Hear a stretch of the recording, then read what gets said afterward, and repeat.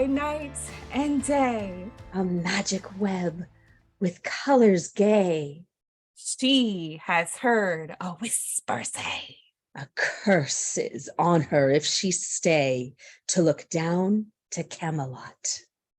She knows not what the curse may be. And so she weaveth steadily. And little other care hath she, The lady of Shalott. Are you guys okay? I'm just, poetry, Alfred Lord Tennyson truly just moves the soul. Maybe it moves somebody's soul that we're talking about, Casey, but I know it doesn't move your soul. No, it doesn't. I just, I was trying to really embrace my inner redhead. It was just so thrilling. You couldn't put it down. Speaking of, we've been wanting to do this for a very long time, but somebody here has never seen the beloved, the classic, the undeniably masterpiece work. And the only version worth watching. Oh, yes. Sullivan Entertainment's 1985's Anne of Green Gables. Starring the one and only Megan Follows. Oh, and that's quite the introduction. Delightful, adorable Jonathan Crombie.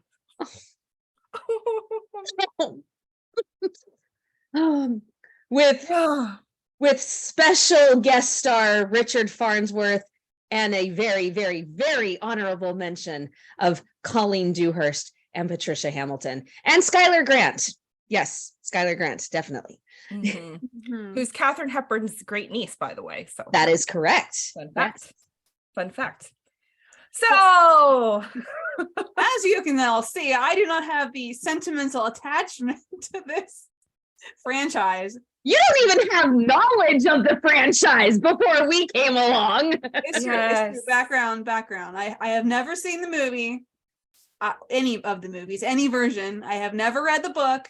I had this much knowledge. The only knowledge I had coming into watching it, well, I've started, I haven't even finished it yet, but is that there was a character named Anne and there was a character named Gilbert, and that is it. That is the sum total of my knowledge of Anne of Green Gables, and that there was a book. Which I own, but I haven't read. Can we share the story about Prince Edward Island? Oh my gosh, yes, because as soon as they mentioned Prince Edward Island, I had to pause because I was just dying laughing. So yes, the story about Prince Edward Island. We were on a group chat of some sorts on Twitter with other people. Someone mentioned Prince Edward Island. Everybody seemed to know what PEI. PEI. You mentioned PEI, and I was like, what's PEI? And someone said Prince Edward Island or whatever. And I still had no clue what that was. I thought in my brain, this sounded like a make-believe place at Disneyland. So, Jess. So not only have I never seen Anne of Green Gables, I have no concept of geography. Well, the funny part was Jess, of course, didn't out herself in that giant group chat. She jumped into our private group chat with Cammie and I and said, what's PEI? We were like, oh, it's Prince Edward Island. And she said, is this real? And we immediately jumped into a phone call, just dying at the fact of Jess's lack of Canadian geography. But you know what? That means you're just a good American. Oh, I guess. Yeah, we'll go there. Just not very educated. On Canadian geography. I think we skipped over Canada in geography. I mean, Prince Edward Island is so small. I mean, I'm sure it's easy to overlook. I mean, but it's one of the most famous locations. I mean, everybody knows Prince Edward Island. So. Well, clearly not everybody. Well, that's clear. Prince Edward Island is a pretty idyllic place. I've never been. It's on my bucket list to go. I think we should all go now. I think we have to all three go someday. We're gonna have to. That is a necessity. So I have not been, but my parents went without me. How dare they? I know. I had to stay behind and go to school. I think I was around 15 or 16. So I think I even stayed at the house by myself. It was either that or with a friend. And yeah, they went to Prince Edward Island without me. I was so mad, but they took lots of pictures and they brought me back something. So they brought me back. Shoot. Put it in front of you. Put it down. Yeah, there you go. I'm trying. It's a little washed out. I can't really see it. You know what? Why don't you take a selfie with it and we'll Yeah. post it on the gram? There we go. Aw, it's So Anne. they brought me back this framed picture of Anne, and they brought me a magnet Oh, that's so Of cute. Anne, and they brought me this back Oh, with her trunks. these are some good souvenirs. Yeah, I still have them decorating my home. So Very cute. yeah, so it is also on my bucket list. And now, yes, the three of us will have to go together. It's a done deal now. Mhm. Done deal. We have become the Wedding Veil trilogy of our own. The Wedding Veil trilogy. We'll call We it something else. started taking a trip every year together when you think about it. That's true. That's Yeah, and they live in true. 3 very different places, and we also live in 3 very different places. Look at this Hallmark connection just happening in front of us. Exactly. Telling you. Okay, So- and now I have to tell the story of the first time we heard that Jess had never seen or read Anne of Green Gables. Actually, you can actually see the clip. Okay, let's show We'll show the clip on Instagram, but go ahead and you can share the story here. we were on the original Deliver Me a podcast, and we were interviewing our dear friend Rachel Fordham, but it was our first interview with her. So She didn't know us she at did- all. And then it came up because she's an author. We started talking about books and everything. And so somehow Anne of Green Gables came up, and Jess, oh, poor Jess, she didn't know what was going on. Bless. She let it slip that she had never read or seen Anne of Green Gables, and I thought that Casey was going to pass out. You know, I really thought in that moment I was going to pass out. I started hyperventilating just a little bit because I can understand for those who have not read the book in its entirety, because people, it's fine. Although I think, at least when I was younger, everybody read at least a small snippet of it. Yeah. In language arts class. So I can understand you may have not read the book. I can even understand not seeing the movie, but never even having heard of this. I was a bit shooketh. Heard. No, she knew the title, but that was about it. I knew of Anne of Green Gables. But she had never seen anything. And we were wondering, the two of us were wondering how someone could possibly live 20 plus years of their life and never see or read anything. We know Anne of Green Gables. Well, not only that, the fact that you're also like a millennial. It's like a childhood staple. Well, I think the surprising part is it's not a surprise that I haven't seen the movie. There are so many movies I haven't, seen. Star Wars Fair. can't eat. We're gonna But I fix that. was so well read as a child. I mean, I read constantly, literally constantly. Like I was like a child reading in the bathroom. That's how much I read. Same. So I really didn't read classics very much. I didn't start reading classics until about high school. And by that time I started getting into mysteries. And so I sort of switched to crime by then, like crime novels. So I think that's kind of where the gap happened. Oh, 'Cause dear. I didn't even read Pride and Prejudice for the first time until I was in high school. Well, I I'm mean, I okay don't with think that. most. Yeah, I think most kids don't read Pride and Prejudice until high school, college. Yeah, but I age. was reading like adult novels like well before this, like, so I'm kind of You surprised. have read Little Women, yes? I read Little Women for the first time in quarantine in 2020. You're Oh. welcome. That's another school staple.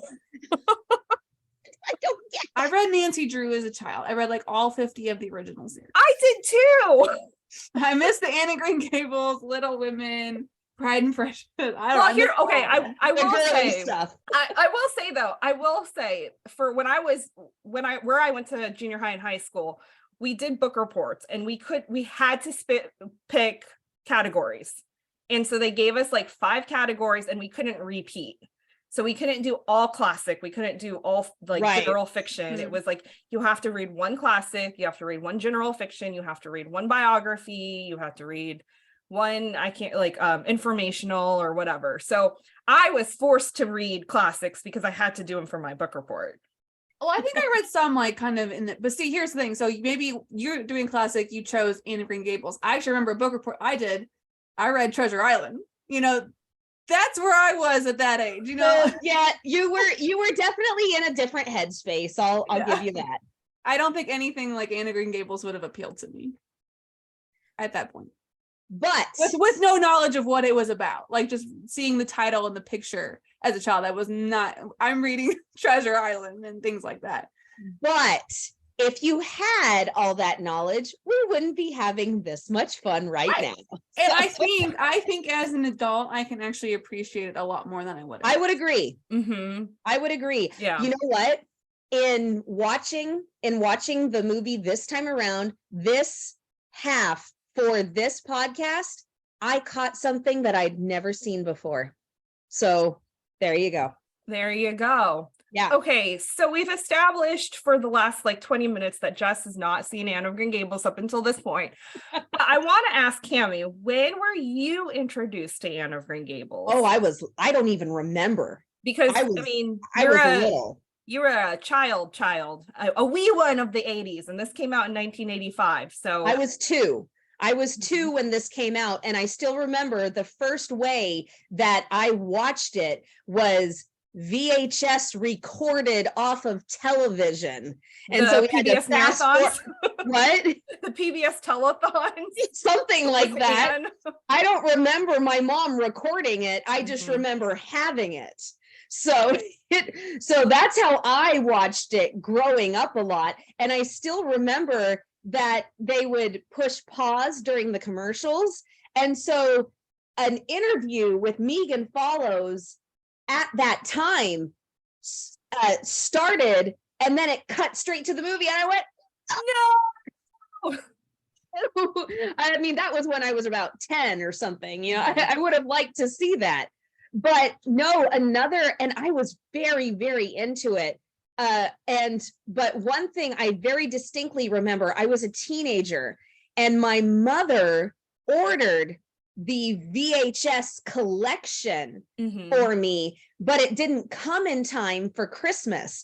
And so she had my brother get on the computer because at the time he was better at computers than she was. And she had him make little dollar bill coupons that in the face space, she put pictures of Anne. Aww. And so they were coupons telling me that I was getting Anne of Green Gables and Anne of Avonlea. So no, wait a minute. No, that was when I was 11, because that was before we went to Nicaragua. And Anne of Green Gables, the continuing story, came on TV while we were in Nicaragua. And I remember sitting on a Saturday night and watching the first installment with my mom on her bed in her room, and we put a VHS in and recorded it so we could have it, and we just were sitting there like this watching it together. I remember, oh, never mind, I shouldn't say that. I'll save. I don't want to spoil anything for Jess. No spoilers. Yeah, for spoilers. the listeners, I have watched up to the part where Marilla says that Anne can officially stay. That's where we're at.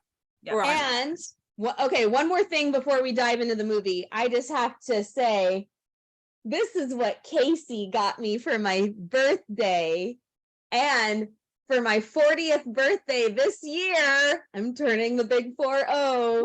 I'm having an Anne of Green Gables party in some form or fashion. I don't think it's going to be, it's not going to be Diana's barbecue in the backyard. but some form or fashion, I am having an Anne of Green Gables birthday party to celebrate turning 40. So Casey got this for my 39th birthday. Ain't she sweet? I know. Well, I discovered Anne. Somebody gave me paper dolls when I was maybe 8 or 9. And I didn't have any knowledge of Anne of Green Gables. Somebody gave them to me and I was like, oh, these are cute. And so I like would play with them and stuff, but I didn't know the significance of it.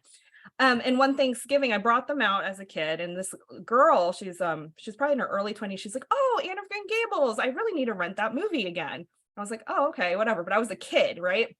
And so kind of put it away. I think we got rid of them, which I'm regretting now because, like my obsession with Anne. You have an obsession. But we moved, which is probably why we got rid of them, because my parents were decluttering and stuff. So we moved when I was to Florida when I was between 5th and 6th grade.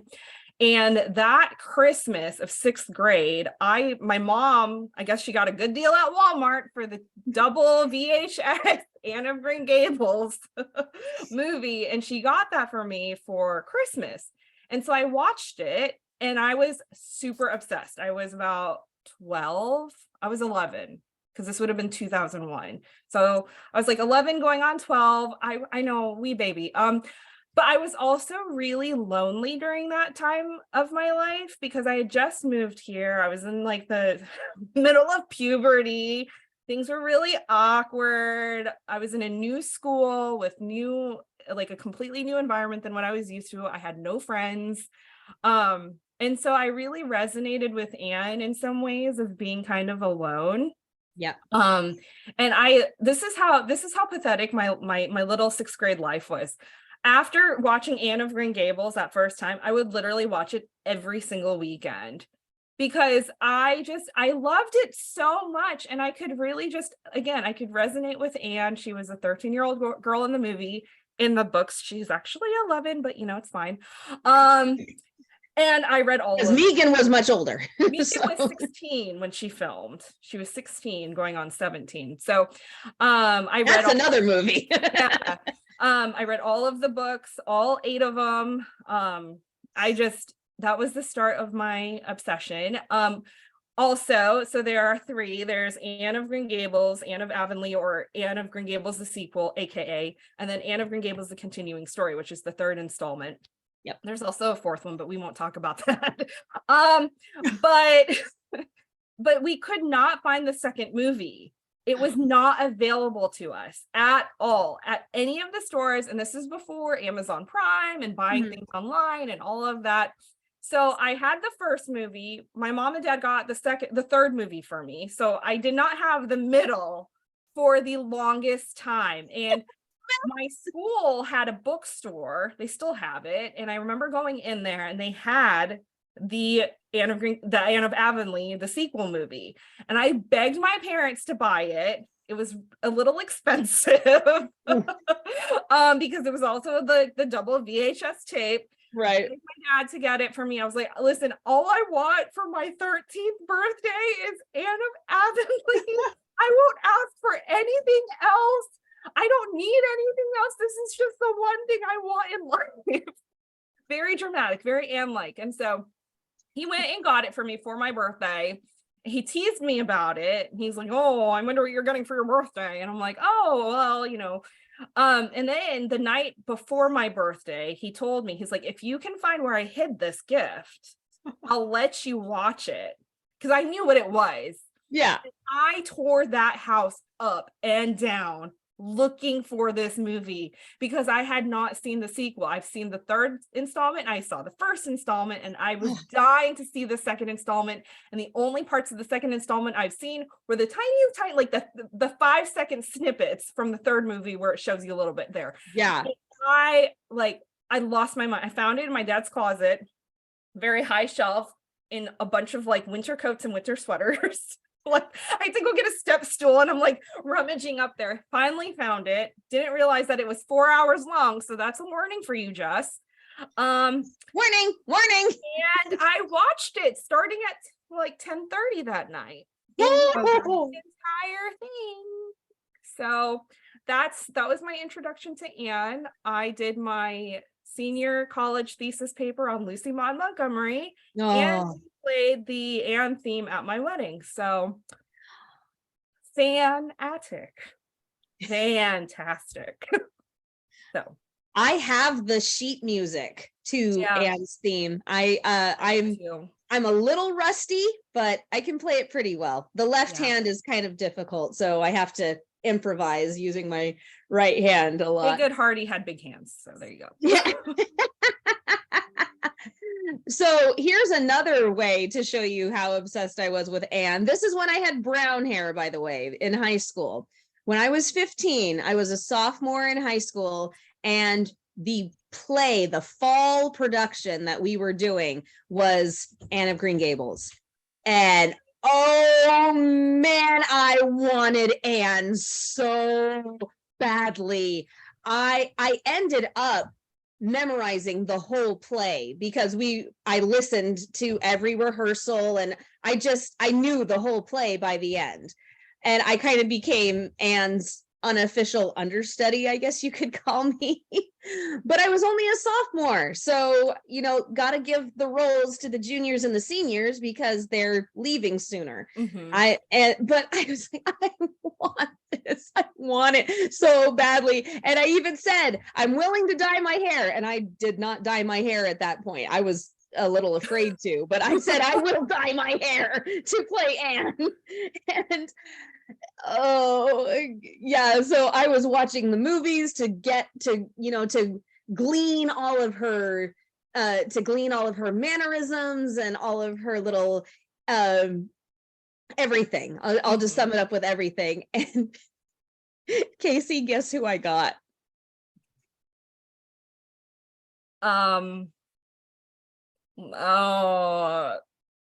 Mrs. Barry. Josie Pye. Oh, wow. Josie Pye. That is so that funny. is yet, but okay. You'll see her. Yeah, you'll see. So there is a little postable connection to Anne of Green Gables. Yes, indeed there is. So our dear beloved Kristen Booth played Diana Barry when she was younger in a school production, in her high school production. So that's also on our Instagram. So we will dig that one up and share it on our stories so that you can see Kristen as little Diana Barry. And Megan Follows herself has directed several episodes of a lot of different things, and she's a frequent guest star on Heartland as Ty's mother. And so I didn't know that. Okay, that's her. Yeah, she's also on CW's Reign when that was on. She was one of the leads in there. She directed several episodes of When Hope Calls. Yes, I know that for certain. There are other projects that she has directed that I can't put my finger on right now, but When Hope Calls, I know that for certain. Yes, because I kind of freaked out when I saw the photo. I know, me too. Her and Kevin, maybe. Yeah, it was her, Kevin, and Ryan Hatanaka. Okay, yeah, or RJ, I guess he goes by. Yeah. The Mounties. Yes. All right. Time to dive in. So Jess, you being an Anne newbie, what are your initial thoughts? You don't have to love it like Cammie and I do. We understand that because for us, it's a nostalgia. I don't think I can. I think, these types of older movies hold a lot of nostalgia, and that's tied up in like childhood emotion and like your attachment to it. So I don't think I'll ever feel that way about it. I came into the movie thinking I probably wasn't going to like it. But so far I'm enjoying it. You know, I wouldn't say I love it, but I definitely am not like, oh, how much longer is this movie? You know, I'm not feeling that. I'm just That's saying something. kind of pleasantly enjoying it. And I do think it says something because I do struggle to watch older movies. It is harder for me to like kind of, I don't know, just get connected with it because I get bored easily. Honestly, most of the time when I watch stuff, I multitask. I do not though. When Good girl. watch this, maybe a little phone scrolling, that's okay. But yeah, I think Anne is a really interesting character. She reminds me a little bit of myself. I was not that dramatic as a child, but I was about to say, what? I was nowhere near the dramatic. She reminds me of myself in the sense that she kind of lives in this little fantasy world, and it's her coping mechanism because she is alone. And since I read so much as a child, I felt like I was always kind of living in my little book worlds. And so I can kind of identify with that sense of never really quite being in the present moment. Because it's something I definitely did, but I was not dramatic in the sense that she is. Really? That surprises me. No, I'm just kidding. A dramatic Jess. That'll be the day. That'll be the day. So I know that you read incessantly as a child, but for the sake of spreading it out, you lived in a fantasy world. Casey was the bookworm and I was the dramatic one. So put us all together and we make up Anne. Yes, you embody the different characters of Anne. And I feel like when I'm watching this, I see Anne through Marilla's lens. Like, this child kind of annoys me, but she's also very endearing in a way. Yes. So that is one thing that's interesting watching as an adult, because again, when Cammie and I watched it, we watched it as children. So we were watching it through Anne's eyes. We're like, we were watching Anne, you know, but now as an adult, I appreciate Marilla a whole lot more. And that was one thing, because I did think, I was like, shoot, Jess is gonna hate this movie because Anne is kind of a lot. She is a lot. Especially if you didn't grow up like knowing who she was and the story and all that stuff. Like, she is a lot. Like, there was a moment, because I was watching a little bit this morning and there was something that happened and I was like, oh my goodness, this is my child. Like, I will not apologize. Yes.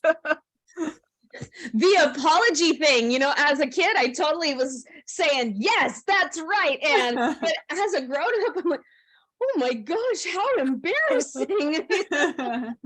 But I would have, if my best friend had spoken to a child that I had just brought into my home that way, I would have said, get out.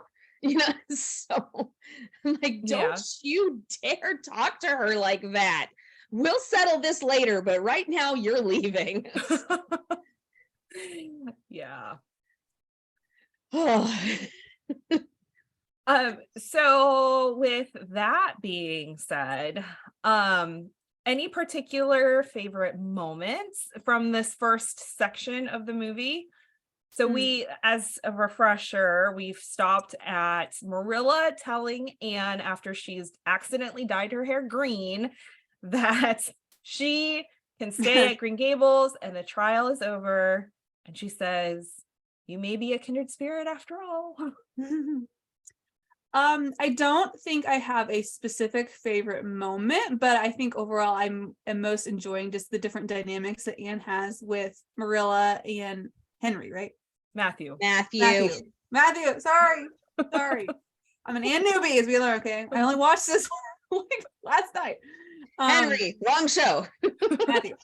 Yes, Matthew. I like the kind of different dynamic that she has. Marilla really makes me laugh, and her kind of, she's like one of those, you know, sarcastic, tough exterior, but inside she like really cares. And then Matthew is just the quiet, gentle soul, and so I really like the dynamic they all have with each other.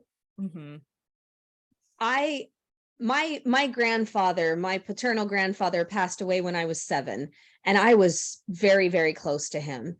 And so watching Matthew with Anne and how sweet he was with her from the very beginning throughout their whole time together. I just, oh, I just, over and over, I would just sit there kind of like this and just, because it's so sweet. I Mhm. love watching Anne and Matthew and the quiet, Jess, this will come later, but one thing that Anne says, we're such kindred spirits, I can read his thoughts. And Aw. I thought that line spoke volumes about their relationship. And Mhm. it was it's just I love their relationship. It's so sweet. And I remember watching a moment when Marilla was away and it was just the two of them. And I thought, how nice for them to just be there, the two of them. They don't have to be on their best behavior, because they do when Marilla's around. Right. They don't have to be on their best behavior. They get quality time to talk, and just the two of them. And it just warmed my heart. So Mhm. I love the relationship between Matthew and Marilla. It only occurred to me a few years ago just how Anne and Gilbert are. Mhm. Because as a child, I thought, oh, totally natural. He met her in school. He likes her. He's a boy, so he doesn't know how to say he likes her. But then I realized he's 16 years old. Mhm. He's been away from school for 2 years. And I thought, well, he better be number one in his class if he's 16 years old. But 16 and 13, that I know times were different back Mhm. then, but still, I'm like, he's obsessed with this girl, but they are so different in age. I just thought, Mhm. huh. I mean, he became an adult when she was still basically a child. Mhm. And I thought, huh, that's an interesting thing to think about, that he was so drawn to her even from the very beginning and so desperate to get not only attention but the right kind of attention from her. I mean, when he says, Anne, I'm sorry, I love listening to him say sorry. Who doesn't love listening to him say sorry? I don't. Dan was like, do you remember in college when one of your friends said, oh, that guy said sorry like Gilbert? And I'm like, no, I don't, but apparently it made an impression on you. But I mean, when he says, I'm sorry for teasing you about your hair, don't be mad at me for keeps. I think about, wow, that guy was a prophet because she was mad at him for so long. Yeah. Oh, Gilbert. Oh, Gilbert. Gilbert. So one thing that struck me this time, like watching it as an adult, is how creepy Mr. Phillips is. The teacher. Yeah, I was like, okay. I need some clarification on the girl he was with in the class. Okay. Is she an adult? No, or she's like a student child. She was a student. She had to have been at like least an adult 16. student or a child student, I guess is my question. So no, she's like a student. So school ran up till they were about 16. And then after 16, you would get accepted to college. And then the books, they go on to university. So or sorry, maybe it's flipped. But anyways. No, you were Queens, right. Yeah, you were right. Yeah. They go to Queens. First it's school, and then it's Queens College, and then university. Yeah. Actually, yeah. Anyways. So she had to have been she's probably 16 because she was studying for the entrance exam to Queens. So like Queens is like their high school. High Like school / 11th, 12th grade. Upper college, yeah. And so Mr. Phillips, if you actually think about it, he probably did his 2 years. So he probably went to university for the 2 years, came back at 18 and was teaching. So he had to have been at least like 18, 19. He looked way older than that. Oh no, he was much older than that. No, because he looks older, but Yeah. realistically, he probably wasn't as old as we thought. Like he's not some 30-year-old. No, but I wouldn't be surprised if he was mid-20s, like 25. Because he was an established teacher in that classroom.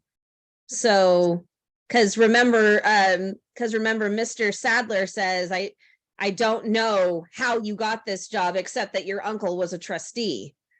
Yeah. Well, he also grew up there too. So he grew up knowing Percy Andrews and the family. Like, they're all family connections. So it probably wasn't weird to eat, like, But he was still creepy. Still creepy. Still creepy, man. Like, ooh. And then another fun little thing is it was this year when it hit me that the kid who plays Moody Spurgeon is on the Christmas Story. Oh my gosh, it was this year? Yes. I did not put two in. Well, because like the kid, what's his name on the movie? Farkas or whatever? Scott Farkas. Scott, yes, yeah. He like, first of all, Moody Spurgeon's like this nerdy kid, like, but Scott Farkas is annoying and he's just such a bully. So I never He's a bully, but Moody is not without bully no tendencies. But he looks better than Scott Farkas. Yes, he does. And also, to be fair, you barely ever saw Scott Farkas's hair because of the cat. Yeah. So anyways, that was a fun little connection too. That is a fun connection. So here's another fun bit of trivia for you. The headmistress at the orphan asylum, Mrs. Cadbury. Casey, do you know this bit of trivia? I do know this bit of trivia. Okay. I do not know this bit of trivia. Well, you will. That is Megan's mother. Oh. Yes, that is her mother. And so I always thought that was fun. They got to do 2 separate scenes together, the 2 of them. And I watched it. Here's a little secret. So I watched the first half of the movie, and then I went back and I turned on the director's commentary and I watched some of it. And so apparently there was equipment right there by her desk. And so when she picks up her skirt to run after Mrs. Hammond, she's stepping over the equipment that they couldn't move. And so, Mrs. Hammond, pick up her at least another one. Interesting. Yes. So I did not notice that. I'll have to look for the equipment next time. And, oh no, you can't see it. You just see her picking up her skirts. Oh, gotcha. Yeah, you just see her picking up her skirts to walk. Here's another thing. Those scenes. So the scenes where Anne is just walking by herself, that was principal photography before the story even got underway, and before Megan had found Anne. And then the close-ups when she is looking up into the sky, there she weaves by night and day, those were filmed at the very end. So she went from being 16 back to being 13 and had to go back to the very beginning of the movie. And same thing with the orphan asylum. Kevin Sullivan said, if you look really carefully, you can see how pale and gaunt and tired Megan looks, because she was so tired after 10 weeks of filming, and we finished all of that and then had to go back to the beginning, and she had to go back to being a 13-year-old. And so he just praised her acting ability to compartmentalize what she had to do in what moment of the movie. And I just thought, wow, that is a fun bit of trivia for me, but that's probably because I'm an actor. So the scenes where you see the back of Matthew in the carriage, that's also a stand-in. Yeah, that's a stand-in because his time was very limited. I don't know what project he was filming, but he was filming another project, and so they had to be really careful about how they used him. And so that's why he gets the billing. That's why he gets the billing of special guest star, because he's not in all of those parts. So fun times indeed. Okay, so Jess, I have one more question for you. What do Uh-huh. you think? What do you think about the Diana Anne friendship? I know you haven't seen a whole lot of it, but starting out. It surprised me a little bit. I didn't Okay. think Diana, seemed more of a, proper, she had been raised to be a quote unquote at the time proper lady. And so They talk about that later on. So it seems like an unlikely friendship, but sometimes I think, she kind of probably desires a little bit of Anne's free spirit if she's kind of feeling that she can't quite express herself, that the way Anne can. So I think maybe that is something that attracts her to that friendship. So I'm intrigued by it. I'm interested to see where it goes. That is a good observation. And it is interesting because Lucy Maud Montgomery wrote this kind of, I don't want to say it was based on her life, but it was there were like pieces. It was more like the idyllic part, what she wished her life would have looked like. Mm-hmm. And it's also interesting because Anne and Diana, their names are kind of similar. And if you kind of dive deeper into like the books, and if you kind of analyze the characters, it's like Anne and Diana are like yin and yang, like they're like opposites attract, and it's almost like each of them wants a piece of the other. Mm-hmm. And like you said, it's like Diana is a little more reserved, whereas Anne is very free spirited, and I think both of them kind of crave the others, a little bit of the other's personality. Yeah. And this is not a spoiler because the movies, I will say the movies like completely take a left turn from the books.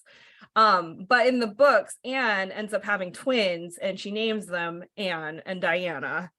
So nicknamed Nan and Di. So again, it's that that just interesting juxtaposition of characters and of completing each other. Mm-hmm. Yeah. When I was a child, there was nothing I wanted more than a bosom friend. I craved having a relationship like Anne and Diana. And anytime I met a new friend, I thought, maybe this is it. Maybe this is it. And I didn't meet anybody who I am that close to until I was an adult.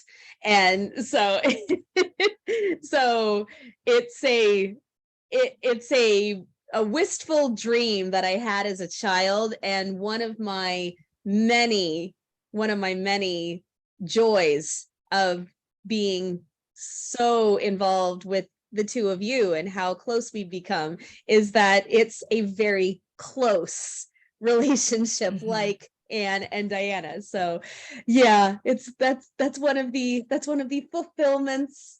And I've got red hair now, and Casey has black hair. There you go. And Jess, we will find a place for, because I'm not making you into Josie Pye. No. Well, we're not making her into Ruby Gillis either. No, Ruby Gillis either. Oh, yeah. Jane. She can be Jane Andrews. She can be Jane Andrews. Jane's very sensible. Sweet. Yes. And very sensible. Very sweet and very sensible. Yes. Very sensible. Right. I don't know who that is, but I'm sure I'll find out. No, you'll figure it out. You'll find out. Okay, right. So Casey, because this is where we stopped when Marilla says that Anne can stay. I'm not going to spoil it because this is later, but I'm going to allude to it. Okay, Casey, have you ever noticed that Marilla only changed being angry when Gilbert's name is said? Yes. What do you mean breaking your slate over some boy's head? Mm-hmm. She did not know. And Who? Then Gilbert Blythe had no right to call me carrots. And you see the change. And there was a little bit of a change in demeanor. Yeah. You really broke your slate over that boy's head? Yes. Hard. Very hard. Very hard, I'm afraid. I know I should be angry. I should be furious.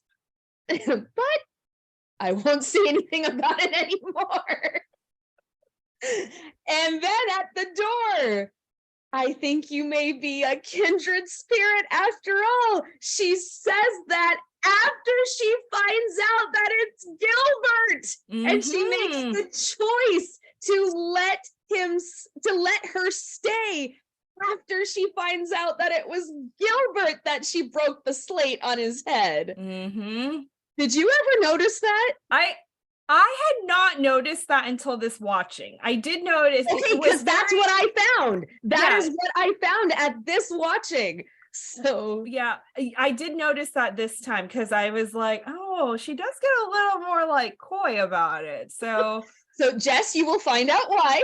you'll find But out later. that is significant. That is, Mhm. let's leave it there. That Yes. is significant that she finds out that it's Gilbert that Anne broke her slate over. Actually, it was his It's slate. his slate. Yeah, but they say her slate, but it's his. That she broke his slate on his head, and that it is Gilbert. That is very significant. And then she lets her stay.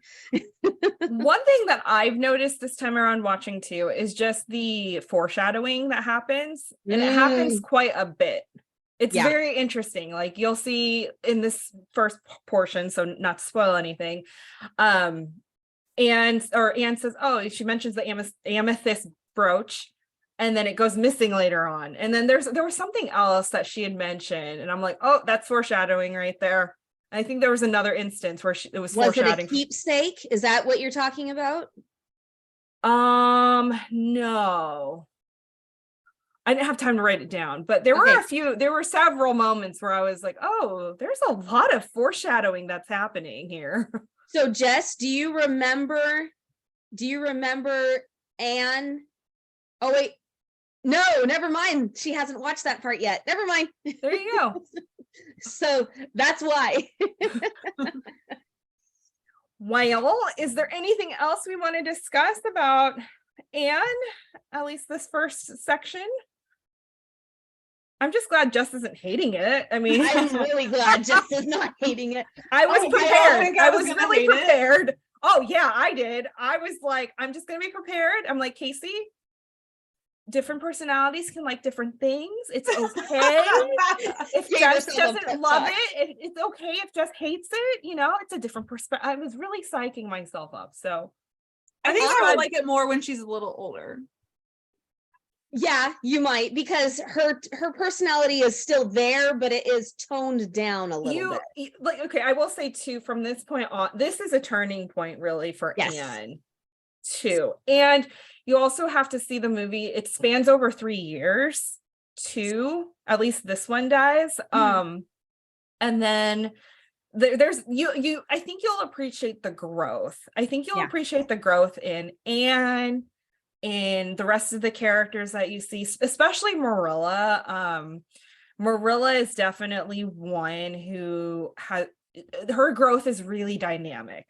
Like Anne's growth is changes. Anne's growth is typical. Like, you're not a junior high kid is not going to be the same as a 16-year-old, Right. So that's like a natural growth in personality without losing oneself. But Marilla, being a 60-something-year-old spinster, really has a dynamic. She really just grows dynamically, I think, over this movie specifically. Very And much. I think you'll appreciate that. We have to talk about Rachel Lynde before we stop. We can't go without saying something about Rachel Lynde. Oh dear, Rachel Lynde.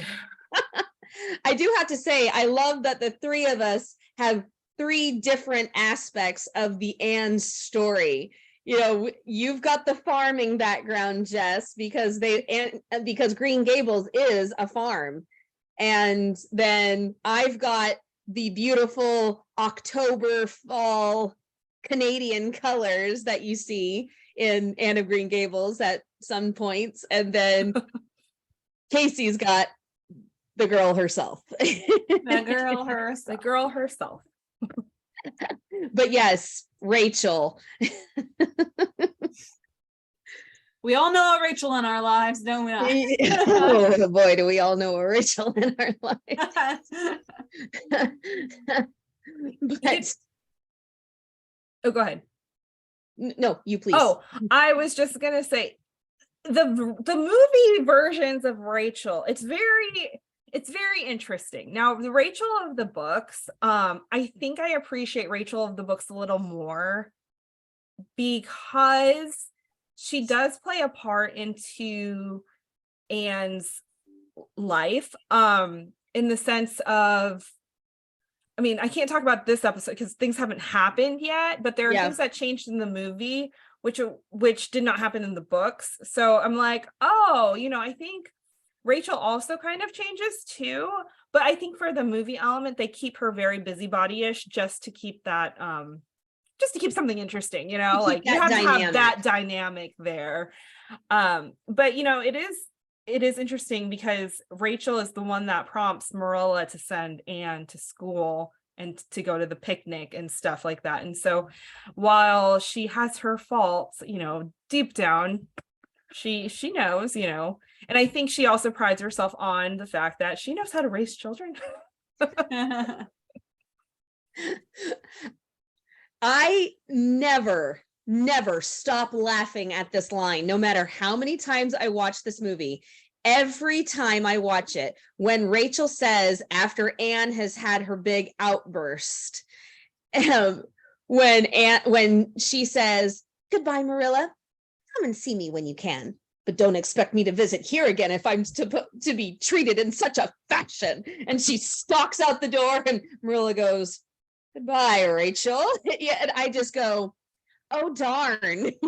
Every time she says, "Don't expect me to come here again," I'm like, oh darn. We won't be seeing the last of Rachel. No, we shall not. All righty. Well, I think we've exhausted this first hour of Anne. So more things to look forward to. Any thoughts as to what you may think or see, Jess, since you haven't seen it? Yeah, what's a prediction? What's a prediction that you have? I don't know.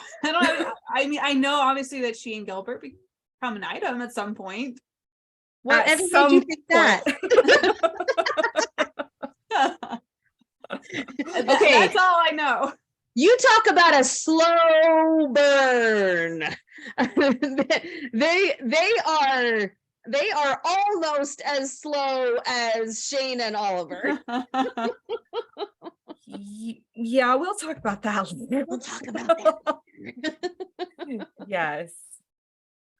Well, I guess we will wrap it up here.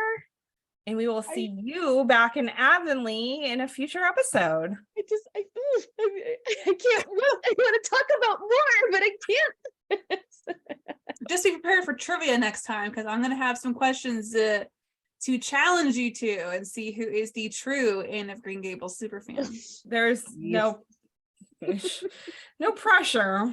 No pressure. So I need some time to come up with some good ones. Yeah. You or, do that. I may just consult the Google. Just make sure you do the movie trivia, because the book trivia is going to be different. Now, I was just going to say that. Great minds think alike, Casey. Make sure it's movie trivia, because I've only read the first book once, and I just never had a chance to read the other ones. I need to, but I just never have had a chance. So okay, listen. You guys have to read the first 3 at least. I know. Anne of the Island. I have the first. It's actually a really small book. Yeah. I mean, yeah, it's not too long, especially if you have an abridged copy. But Anne of the Island. Okay, well, that's good. I will say my one grievance with this particular franchise of Anne is they miss out on a lot of really good opportunities to follow some of the storylines from the book, especially Anne of the Island. We'll talk about this more when we talk about Anne of Avonlea, the movie, or Anne of Green Gables, the sequel. Because they're just, the Anne of the Island is literally my favorite book, like favorite book ever. So we'll talk about that more. Ever. Bold So y'all are gonna have to just, we're gonna have to just start an Anne book club. And I think we should. I will read it if you guys read it with me. Done. Okay. Because I need pressure. Like I said, I used to read so much, but now I just don't have time or I'm too tired. So I need pressure to read more. We will do a summer. You know what? This is good. We're in Oh, February. yes. Yes, go. We should all pick one book that we really like and think the others would like generally enjoy. Like I'm not gonna choose, forensic crime drama for you guys. Please But we should no. all pick You're like not one gonna book we pick really Ted like. Decker for us.